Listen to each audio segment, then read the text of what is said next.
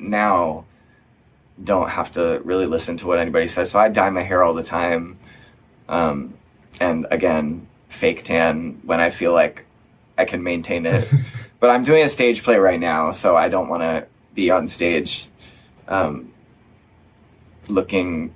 Well, also, because Japanese people, place so much importance on being as pale as possible, especially women, even just standing on stage, if I was really tan, it would just be like, I would stick out because everybody's so pale. So I just kind of have ended up, even though it's summer here now, I have not been on my usual spray tan kick. My sheets are thanking me. My sheets are very excited about how I'm not staining them every time I get in bed for night. But yeah, so that was how it was in the beginning. Nice. Does your jimusho like restrict you in like the stuff you say or your actions? Like, for example, do they say like you can't date or you can't be seen in certain places? No, not outright. I mean, and that's a funny thing because that made me really uncomfortable in the beginning as well. And I've never been told once to not, to like, or it's never been like contractually, like you're not allowed to date. And that really grosses me out. Like, I think that is, there's kind of like the Japanese entertainment industry is oftentimes based around, I guess like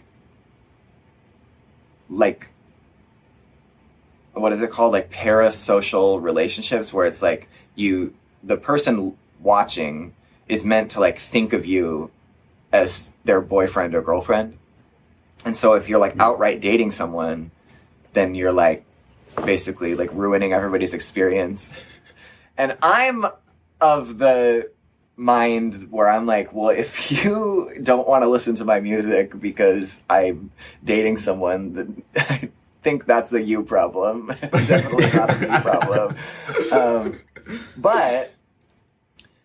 But like living here for so long, it's one of those things where even if I were dating someone,